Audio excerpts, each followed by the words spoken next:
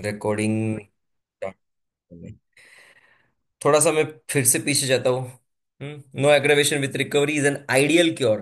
Quick short and strong aggravation is not an ideal cure. Ideal cure is no aggravation with recovery. There should be totally no aggravation, and if there and after that recovery is there, then definitely it is the successful remedy selection. ठीक है। Ambulation come first then aggravation afterwards, माने पहले ठीक लगा है, मतलब remedy गलत आहे, ठीक आहे, पहिले ठीक लगा आहे, तात्पुरतं पॅलिएट झालं केस, आणि परत ॲग्रेवेट झालं म्हणजे रेमेडीला परत रिकॉईल आला, म्हणून ॲग्रेवेशन झाल्यामुळे remedy is wrong, remedy is not correct one, remedy should be changed. ठीक आहे, retake the case and change the remedy accordingly.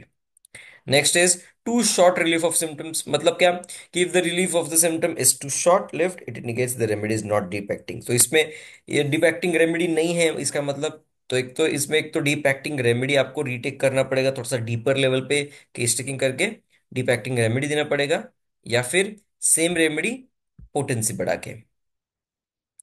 Next, full time ambulation of symptoms yet no special relief of the patient. यही मैं आपको जो psoriasis की केस बता रहा था उस केस में ये हुआ. अभी सब आता लक्षात येते सगळ्यांच्या. मगाशी मी जी एक्झाम्पल देत होतो सोरियासिसच्या केसचं, त्याच्यामध्ये हेच झालं ना. Full time ambulation of symptoms yet no special relief. समझ में आया? ठीक है, तो यहां पे क्या हुआ. If symptoms are fully relieved but the patient doesn't feel better, it suggest the remedy is not addressing the underlying issues. ठीक आहे, माने क्या, रेमेडीने त्या लेवलला काम नाही केला. ठीक आहे, रेमेडीला कुठेतरी तर ती तशीच राहिली ती रेमेडी. ठीक आहे, किंवा त्या रेमेडीमध्ये त्या अंडरलाईंग इश्यूज वरती काम करण्याजोगतं का हे नव्हतं, किंवा मग कुठेतरी तुम्ही पोटेन्सी वाढवली नाही, किंवा there is something missing. So what is exactly missing has to be noticed, has to give a concern about it. हे त्यावेळेस करणं गरजेचं आहे. तर ते एक्झाम्पल जे सोरियासिस आहे त्याच्यामध्ये आपण काय केलं, रिटेक केली केस आणि रेमेडी चेंज केली, आणि we started in that case from 30. Otherwise, we start from 6 for most of a patient, but in that case, we started from 30. Okay. So, safest potency are the lower potencies. Safest potency. Why safest? Because you don't know what the patient is suffering from other than what he's telling to you. ठीक आहे, many times असं होतं की patient हा खोटा बोलतं. ठीक आहे, पूर्ण सांगत नाही, की बाबा लपवतं, किंबहुना हे सांगणं योग्य आहे, लपवतो पेशंट. तर ते जो लपवतोय ना, तो त्या गोष्टी आपल्याला ज्यावेळेस आपली रेमेडी करेक्ट आहे आणि थोडं लोअर पॉवरमध्ये तुम्ही दिलेलं आहे, तर त्या लपवलेल्या गोष्टी ना तो 100% तुम्हाला फॉलोअपमध्ये येऊन सांगतो. ठीक है, तो ये एक चीज है, बहुत इंपॉर्टेंट है. ये खासियत है एक लोअर पोटेंसीज की जो मैंने ऑब्जर्व किया है. ठीक है, so full time evolution and of symptoms yet no special relief. So no special relief मतलब अच्छा नहीं लग रहा है यार, मगर ठीक है, अभी वो बड़ा तो नहीं है सूर्यासिस, मगर अच्छा नहीं लग रहा है यार, कुछ तो गड़बड़ है यार, कुछ तो मिसिंग लग रहा है मेरे को. ठीक है, और बीच में इसमें ना क्या होता है ना, एग्रेवेट होते रहता है. हाँ, ऐसा है. ठीक है, next, some patients prove every remedy they get. Yes, ये कौन से पेशेंट्स है, जस्ट सेकेंड. हाँ, hello.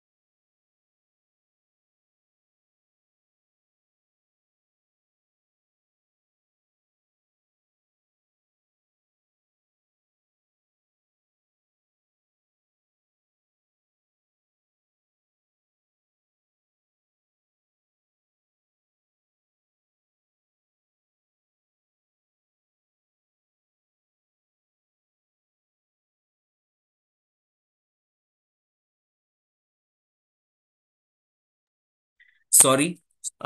So some patients prove every remedy they get, हे काय आहे? बोला चला फटाफट. मालूम है सबको.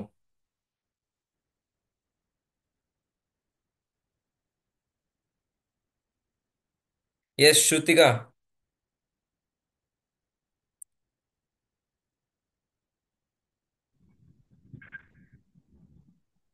हे काय आहे?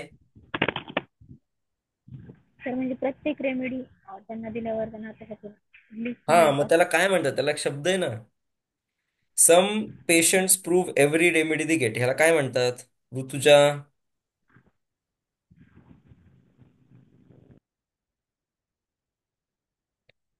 बोलो ऋतुजा.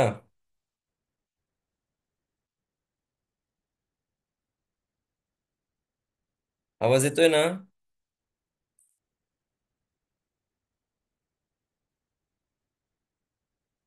अरे दिस इज तर नॉट आयडियल हॅपनिंग. प्रूव्ह आहे का? हा. Ideal prover. काय काय?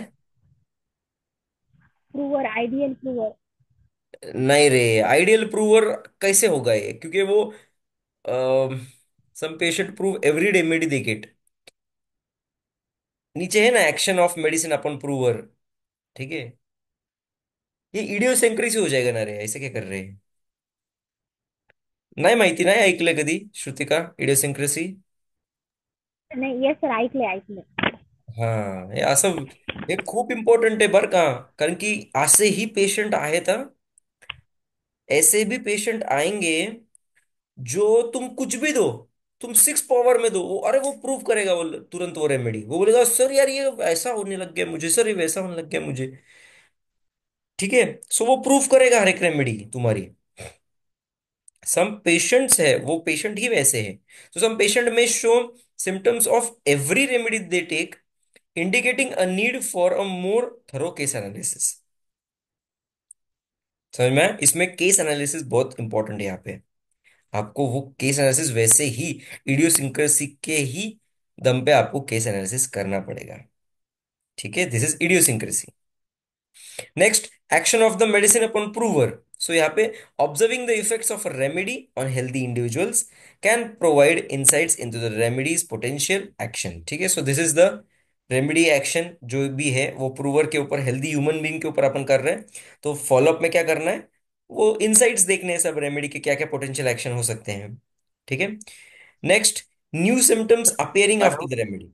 Yes sir, Pramod Hello, sir. sir. हाँ sir. Sir, my doubt. Yes How sir. you choose the healthy person for the particular remedy? Sir, a healthy person for a particular remedy is without any disease, very much opened up. त्याचे ना criterias आहेत sir. वाटल्यास ते पण मी share करेल. Healthy प्रूव्हरचे criterias आहेत. Mind body balance basically. Not necessarily only physically the patient should be fit, mentally as well as physically. The patient should be conversational. ठीक आहे, तो कन्व्हर्सेशन करणारा पाहिजे, थोडासा बोलका पाहिजे. ठीक आहे. थोडंसं हेल्दी बॉडी पाहिजे. एक रेग्युलर तो कुठल्या तरी रुटीनच्या एक्सरसाइजेस वगैरे हे पाहिजेत. त्या माइंड लेवलला कुठेतरी मेडिटेशन्स वगैरे करत असतील कधी आधीमधून तरी चालेल आपल्याला. ठीक आहे. स्टेबल पाहिजे आणि इंटेलिजंट पाहिजे सगळ्यात महत्वाचा. ठीक आहे. These are the criteria. खूप सारे ऍक्च्युली, हे थोडेसेच आहेत, असे खूप सारे क्रायटेरियाज आहेत पेशंटचे, ह्युमन बिंगचे, म्हणजे for to choose him as a prover. तर हे सगळे क्रायटेरिया मीट झाले तर definitely you can choose him. ठीक आहे. आणखीन खूप आहेत ते, मी त्याची एक पीडीएफ होती आमच्याकडे, ती जर सापडली तर मी डेफिनेटली शेअर करेल तुमच्याबरोबर. सो आणखीन सर काय डाऊट आत्तापर्यंत? कुणाला No, काय sir. डाऊट बाकीचे? येस सर, सांगू का sir? No, sir. Doubt. No, doubt. Continue, sir. हां. No, sir. No doubt. Continue. Okay sir, okay. So new symptoms appear after the remedy. So the appearance of new symptoms after remedy suggests the remedy is not the correct one and is and a change is needed. ठीक आहे. तर एक remedy दिली आपण आणि त्याच्यानंतर नवीन symptom आले. Yes, कुणीही सांगेल आपल्याला बेसिक आहे हे, की त्यावेळेस आपल्याला काहीही करून ती रेमेडी परत द्यायची नाहीये, because that is the wrong remedy. Because एक वेगळ्या दिशेला चाललंय ते. ठीक आहे. आणि पेशंटची इम्युनिटी चांगली किंवा पेशंटची व्हायटॅलिटी चांगली असल्यामुळे patient is again trying to come towards his disease, but the new symptoms are appearing after our medicines. So that is wrong. ठीक आहे. हा. त्या केसमध्ये जी केस मी तुम्हाला सांगितली की आफ्टर रेस्पिरेटरी डिफेक्ट्स, ठीक आहे, रेस्पिरेटरी प्रॉब्लेम्स, त्याला इरप्शन्स आले, तर तुम्ही म्हणाल सर हे पण तर न्यूज सिम्टम्स अपियर झाले. तर नाही, त्याला प्रश्न काय विचारायचा आहे, ह्याच्या आधी त्वचेचा काही प्रॉब्लेम वगैरे होता का ज्याला ह्या सगळ्या गोष्टी होत्या. मग त्या पद्धतीने you will come to know that that is not a new symptom. That is 11 number observation when old symptoms are observed to reappear. ज्यावेळेस जुने सिम्टम्स परत येतात.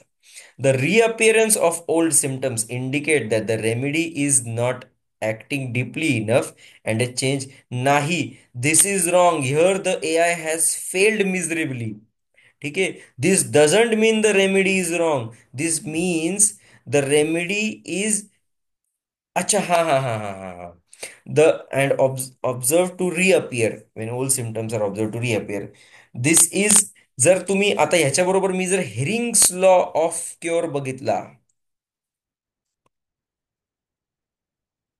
हेरिंग्स लॉ ऑफ क्युअर जर बघितला, Hering's law of cure is considered important in the homeopathy and though and thought to predict a positive outcome to treatment. No outcome measures are correctly available to monitor response of the. ए चल यार, ये यहाँ पे ये जो है ना, ये टोटल फेलियर है. ठीक है, AI का. ठीक है. So Hering's law of cure, the law of direction of cure. ठीक है. Doctor Constantine Hering, father of. तो क्या क्या है, above downwards, inside outwards, from more important symptom organs to the left. और यहाँ पे सुनो, symptoms disappear in the reverse order of their appearances. The first appeared symptom disappear the last. ठीक है. Reverse order. और ये क्या है यहाँ पे, when old symptoms are observe to reappear. ठीक है. When old symptoms are observe to reappear, you go ahead, you with the remedy. The remedy is correct, you go ahead with the remedy. त्याच्यामध्ये potency वाढवावी लागेल.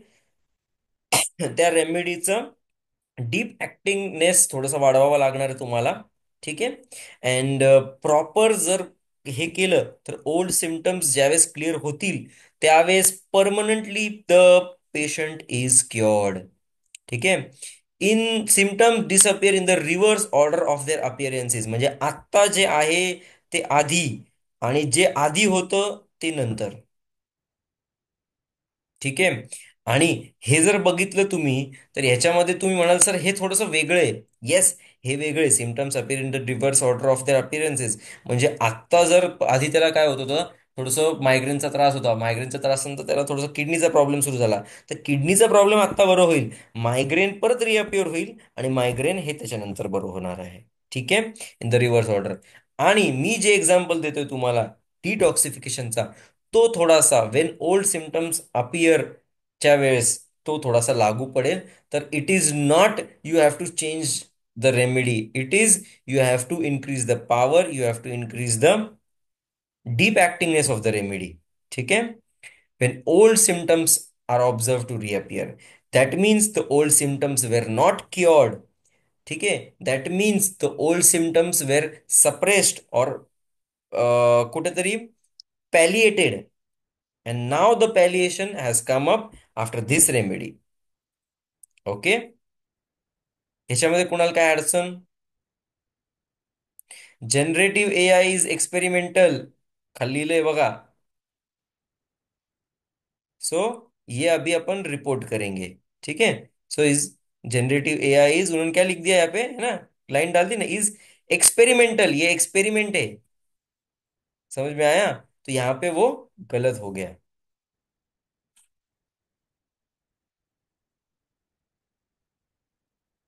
चलो आगे.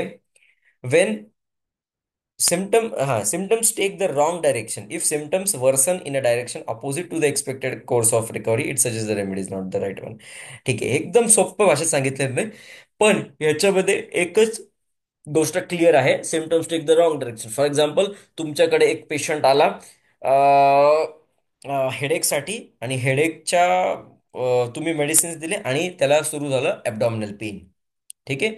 If there is no history, nothing related to the headache, nothing, so abdominal pain is the new symptom which has come up. Now you will have to change the remedy. First of all, stop the remedy. If required, जर तुम्ही त्या लेवलला, जर 1 M 10 M असे जर तुम्ही doses, 200 वगैरे असे जर डोसेस देत असाल, तर तुम्हाला त्याला बऱ्याच वेळा, तुम्हाला आधी रेमेडी बंद केल्यानंतर तुम्हाला त्याला टोटली स्टॉप करण्यासाठी काय द्यावं लागेल? येस, क्या देना पडेगा?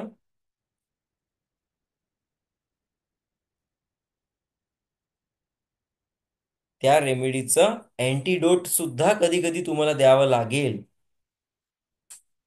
ठीक है, वो रेमेडी का शायद एंटीडोट भी देना पड़ सकता है काफी बार, तो उस टाइम पे एंटीडोट भी देना पड़ सकता है, तो एंटीडोट देके फिर तुमको रीटेक करके केस फिर से तो आपको दूसरी रेमेडी देनी है. So when symptoms take the wrong direction. लक्षात आलं? ठीक आहे. So yes sir. Yes. So that's it for today. हा, आज थोडंसं 12 ऑब्झर्वेशन्स आपण खूप म्हणजे हे गरजेचे आहेत, हे खूप इम्पॉर्टंट आहेत बरं का. 12 ऑब्झर्वेशन आपण ह्याच्यामध्ये, ज्यावेळेस आम्ही बेसिक्सचे बॅचेस घेत होतो, त्यावेळेस सुरुवात आम्ही ऑर्गनॉनने, ऑर्गनॉन नंतर केन्स्टल ऑब्झर्वेशन, त्याच्यानंतर हेरिंग्स लॉ ऑफ क्युअर. बरं चला, आलोच आहे आपण, तर हेरिंग्स लॉ ऑफ क्युअर पण एकदा बघून घेऊ. फॉर एक्झाम्पल, आर्थरायटिस आहे एका पेशंटला, रुमेटॉइड आर्थरायटिस, RA पॉझिटिव्ह केस आहे, आणि तुम्ही त्याला सिमिलर रेमेडी दिलेली आहे. तर ती कशी बरी होईल, कसं बरं वाटेल? तर त्याला आधी जॉईंट पेन आहे, शोल्डर पेन्स आहेत, बॅक पेन आहे, आणि नी पेन्स आहेत. तर सगळ्यात आधी अबाव डाऊनवर्ड्स बरं होईल. म्हणजे काय, की वरच्या आधी शोल्डर्स वगैरे, नेक पेन वगैरे, त्याचं ते आधी बरं वाटेल त्याला, आणि त्याच्यानंतर हळूहळू नी पेन्स वगैरे वरती रिलीफ होईल. So it is going to take that direction. ठीक आहे. Inside out, for example, if a patient is suffering from abdominal pain as well as itching on the skin. So first his abdominal pain will be cleared, म्हणजे from inside outwards. Then his other symptoms will be cleared. ठीक आहे. From more important organs to less important organs. If a person is having an eruptions on skin, पायावरती इरेप्शन्स आहे, पण थोडंसं काय म्हणता येईल, ब्रॉन्कायटिस बसलेला आहे, तर सगळ्यात पहिली तुम्हाला ब्रॉन्कायटिसच बरा होणार आहे रेमेडी नंतर. इरप्शन वगैरे आज सध्या नाही लगेच. ठीक आहे. आधी ब्रॉन्कायटिस बरा होणार आहे. तर symptoms disappear in the reverse order of their appearances. So हे मी तुम्हाला सांगितलंच आहे. The first appeared symptoms disappeared at the last. ठीक आहे. So these are the Hering's law of cure. Constantine Hering जे होते सर, तर त्यांनी हे लॉस काढले होते, Hering's law of cure. Actually it is the law of direction of cure, also known as second law of cure. Hering's law of cure is famous as the second law of cure in homeopathy. Hering's law of cure is the also Dr. Constant Herring, who is the father of American homeopathy, introduced this law to us. So basically ना, बरं याच्यावरती आपण बोलूयात नंतर. Constant herring सरांनी law of cure काढले होते, हे पण फॉलोअपलाच गरजेचे आहेत. आणि त्याच्यानंतर आपल्याला केन्स सरांचे 12 ऑब्झर्वेशन्स आहेत, हे पण आपल्याला फॉलोअपलाच गरजेचे आहेत. तर अशा पद्धतीने फॉलोअपला जर पेशंट तुम्ही बोलला, तर तुम्हाला ह्या सगळ्या गोष्टी बघणं गरजेचं आहे, कमीत कमी हे 12 तरी. ठीक आहे. आणि मग त्याच्यानंतर बाकीच्या सगळ्या गोष्टी हळूहळू होतील. ठीक आहे. Okay. So that's it for today. We will stop for today. I guess सगळ्यांना 12 केन्स्ट्रल ऑब्झर्वेशन कळायला. कुणाला काही डाऊट असेल तर प्लीज लेट मी नो. ठीक आहे. आणि